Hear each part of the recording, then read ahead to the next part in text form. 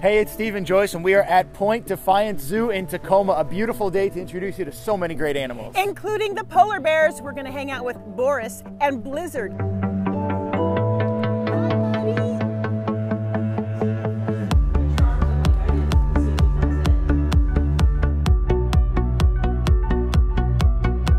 Okay, we have been having such a ball because Boris and Blizzard are up and awake, and it's breakfast time. And we have Lisa Triggs here who's telling us all about these beautiful bears. And you've had them here at the Defiance Zoo and Aquarium for some time, haven't you? We've had polar bears here since the 80s. Hey! So which one is this? This one is Blizzard. He arrived here, many years ago. He was just 1 year old when he arrived. How much does he weigh? Right now he's about 1,050 pounds, so pretty typical for a male polar bear. Now one of these you rescued. Tell us the backstory about I think it was Boris was rescued from a traveling circus, right? Yes, so Boris is 31. He arrived here in 2002. He was one of many polar bears that were confiscated from a Mexican circus. When that circus went to Puerto Rico, the U.S. could intervene, and those polar bears were distributed amongst different zoos and aquariums in the U.S. So we feel really lucky to have him here. And what's incredible is before he had come here, he had never been in water. He hadn't been in a big pool like this. We heard that he had a little tiny jacuzzi-like pool that he could go in. But not a place to swim around. Correct, he couldn't And he swim. wasn't well, his skin was not doing well, and in no time at all, he really started to get better, didn't he? Yeah, he did. It was really exciting to see that transformation and to see how excited he was to go in a really large pool. What do they eat? Here at the zoo, we feed them, you're not going to believe this, polar bear chow. So it's like dog chow, but it's made specifically for a polar bear's needs. They eat meat, they eat fat, and they eat some fish. Wow. Of course, we give them bones, and we give them different types of treats for enrichment. And why is the polar bear the symbol for the Defiance Zoo and Aquarium?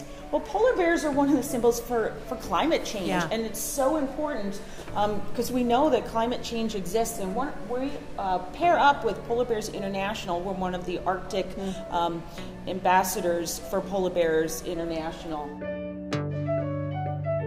Boris and Blizzard, they're almost 1,000 pounds each. Polar bears. Polar bears. Yeah, I got to feed a walrus, Joni. She's like nearly a ton. We are getting ready to give breakfast to 3 Pacific walruses. They are all females. And I'm here with Lisa Triggs, the senior staff biologist at the Defiance Zoo and Walrus. We've got a couple of other employees as well. And this breakfast consists not of scrambled eggs or waffles. It's good old-fashioned fish. And Lisa, who do we have here with us? This is Joan. She's Hi, Joan. 22 years old, and she weighs about 1,700 pounds. Wow, 22 years old. What is the average lifespan of a Pacific walrus? Average is hard to know. Longest lived, 40. Wow. All right, so tell us what the, well, I get to go first. Yeah. Do I toss it or do I hand it to her? You can just hand it to her. I give you a no-bite guarantee. Oh, that is pretty good. Walruses suction their food as opposed to chewing their food. So she swallows her food whole. And this keeps my hands clean and keeps yours sturdy. That's nice. This is interesting because I guess I expected more. So I thought the tusks and they're dangerous and you can't be near them. Here we are inside. How come they're so safe? She's well trained. This is 22 years of training. Yeah. Otherwise, you wouldn't be in here if we didn't feel that we could keep you safe. What is the process of training a walrus? Oh, one of the first things that you're going to train is personal space. Walruses like to just step on each other and cuddle, and so we try and train them. This is my bubble. This is your bubble. Don't come in my bubble. I won't come in your bubble. But it is interesting, that suction feeling, and the whiskers are also interesting. How do they use the whiskers? The whiskers are used to help them locate their food along the bottom of the ocean floor. So it's kind of like having 500 to 700 fingers on the front of their face, being able to sift through the sand and the mud. You want to brush your teeth? Yes, of course I do. I've never brushed a walrus's teeth before. So this is something we do a few times a week. And they're joining. There we go. Here's her toothbrush, and we just ask her to open and brush away. Really? Yeah. It's that easy? Now she's licking the toothbrush. This works easier for me. We'll look at her mouth and brush, brush, brush, brush, brush, brush, brush, wow. brush, brush.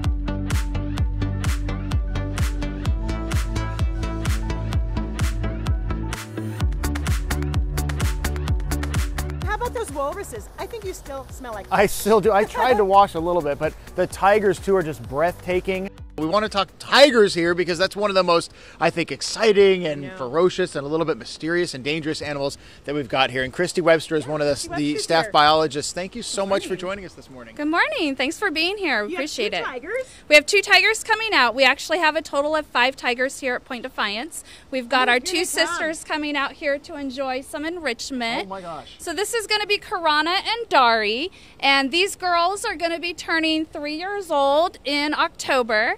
They were born here at Point Defiance Zoo, and they are Sumatran tigers, which is one of the many subspecies of tigers that remain out in the wild. So what they've got there is some popsicle treats and some toys to play with. They were born here, weren't they? They were, yeah. They were part of a trio of cubs, so there was actually 3 of them. Their sister, Inda, has moved on to another accredited institution and is doing wonderful there as well. You can see that these girls have grown into some very beautiful cats. Stunning. Gorgeous. Yeah. When they are in the wild, where are they when they're in the wild, and what is their behavior like there compared to here? So in the wild, we would find these guys on a small Indonesian island called Sumatra, which is where they get their name, Sumatran tigers. And in the wild, we would see that they would be protecting a territory at this point in their life. They would be out looking for a territory. Mom would have already kicked them out of her space, and they would be searching actively for food and, little all kinds of hoofed creatures that they like to eat. Sure. Mm-hmm. I know one thing that you really discourage people from doing is throwing anything into the habitat, feeding the animals. Absolutely. And you have, 3 million people come a year. Yes. And why is that a huge no-no for the tigers or any animal? Yeah, no, I'm glad you brought that up. It is. So for all the animals here at the zoo, for one thing, they all have very specialized diets. So we very, very closely control what they eat. It's important for them to be getting well-balanced nutrition. And then the other thing is a lot of things that might get thrown in could actually be very harmful. So, plastic bottles or paper products, these types of things can actually cause digestive problems for these animals of all sorts. Wow. So, yeah, we really encourage people to make sure that they're holding on to all of their items. I'm just going to guess this has got to be one of the most popular exhibits that people come from all over to see, right? Oh, absolutely, absolutely. The cats are always a big draw for our guests, and even being a keeper and being able to see them every day, they're definitely one of my favorite animals. They're very engaging animals. When you look at them, that majestic cat, you're just really drawn to them. What is their normal diet, and how do all 6 get along? So their normal diet here is a carnivore-based diet that's specially designed for large carnivores. So it's all meat because they're strict carnivores. They get a ground-up product that's kind of like hamburger, but it has all different parts of the animals in it. And that's a way for us to make sure that they're getting that well-rounded. Yep, exactly. And then occasionally they get these types of treats. This is a diluted blood popsicles. Mm-hmm. Blood popsicles? Uh-huh. Well, blood popsicles. Have to stay popsicles. within their diet. Exactly, exactly. allowed? Not the kind of popsicle that you and I would pull out of the freezer, right? But no, these guys really enjoy them. I like that we're a healthy distance away. Yes, absolutely. Yes, we want to make sure that it's very safe for everyone. This habitat right here provides a really awesome perspective for our guests because when the cats are up on these rocks, they do get a really nice close view. There's also a window on the other side of the temple that the cats sometimes lay up next to. And then they also have all of that beautiful bamboo behind them. And so folks can really see them actually engaging with their environment.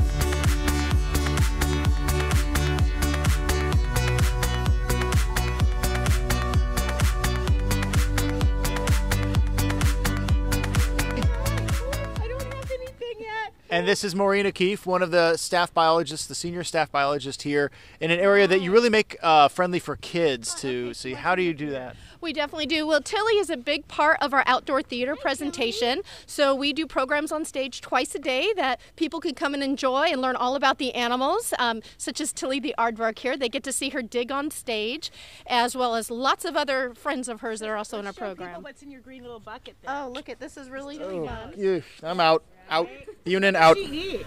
Well, normally in the wild they eat ants and termites, and they've been known to eat up to like the 35,000 in a day. Steve chickened out, but I'll feed Joyce is going to hold these have some mealworms. mealworms. I'll give you some. Oh, nasty. And she'll just lick them right up. Her tongue is 16 inches long. And so she'll just slurp up those bugs like you can't believe, so fast. We lost some down here. It's okay, I got more. And then Look you at said that. Oh yeah. Oh, her tongue feels like a little dog. she's not lactose intolerant. She likes yogurt, and apparently My husband would say like, no way. We kind of think that maybe yogurt Look at must that taste tongue. like Look at that ants tongue. because she absolutely loves vanilla flavored yogurt, but that's the only type she likes, and she's very picky about her brands too. Really? Yes. How long is her tongue? Her tongue is 16 inches long. And it has little like raspies on it, it's a little sticky, and that's what helps the bug stick to it, and she'll pull them back into her mouth. Wow. This feels so bristly, her back. Yeah, she does have kind of a coarse hair, and then her skin. She's a really tough animal. So she's kind of made to defend herself against lions and hyenas. Oh, so I was going to Claws ask, look like they could do some damage. when she's out in the wild, what does she need to look out for? Really, the lions and hyenas, sometimes when they're younger, they have to worry about, other animals when they're small. But when they get this size, it's really just the lions and hyenas. But she does have those powerful front legs with sharp claws they use to dig a burrow. They can dig a burrow so fast, they'll just pop down it. And once they're in their burrow, they're pretty safe. Tell us about her habitat here. Well, she lives here in the outdoor theater. She walks around our zoo. This is what we call an exercise yard. So it's an area where many of our animals come in and they share it separately. But she also gets to walk around the zoo where zoo visitors can see her up close. I have some more for you if you'd like. Look, here we go. Oh, There we go. Oh, yeah. Oh, you're my friend now. Yes, mealworms are like candy to an aardvark. So gross, you guys. Really gross. I'm so disgusted Gross right but now. good, huh? Gross but so good. So they mostly eat ants and termites, and they're actually pretty smart because they can tell the difference between the worker ants and the queen ant, and they won't eat the queen. Really? And they'll only eat the worker, so that way they can come back to those ant nests or termite mounds time after time and keep eating from them. And Joyce, would you say the tongue is sticky, scratchy, slithery, slimy? What's the feeling? Like a dog tongue, Yeah? but it's long. Ew. It's like she's like where. Now, how long do aardvarks live? Well, they can live anywhere between 20 and 30 years. Point Defiance Zoo and Aquarium does hold the record for the longest aardvark living in a zoo, and that was 30 years. Wow. So this little girl is only 12 years old, so she has a long life ahead of her here at our zoo. She might lick that up, the rest of that. Sure, yeah. She'll get every last bit.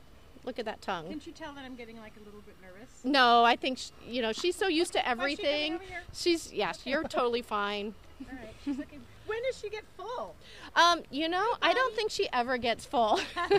She constantly is always willing to eat. Look, she wants more of the yogurt there. gosh. Yeah, There you especially yogurt. Like I said, absolutely loves it. Oh, sorry there, Well, cutie. thanks for telling us so much about Tilly. Yeah, thank you so much, Maureen, for your time. We appreciate it. Well, thanks for coming out and meeting her this morning. Oh, she likes you. She wants more I of those know we're mealworms. friends. We have another star of the show. This is Yeah. Caper.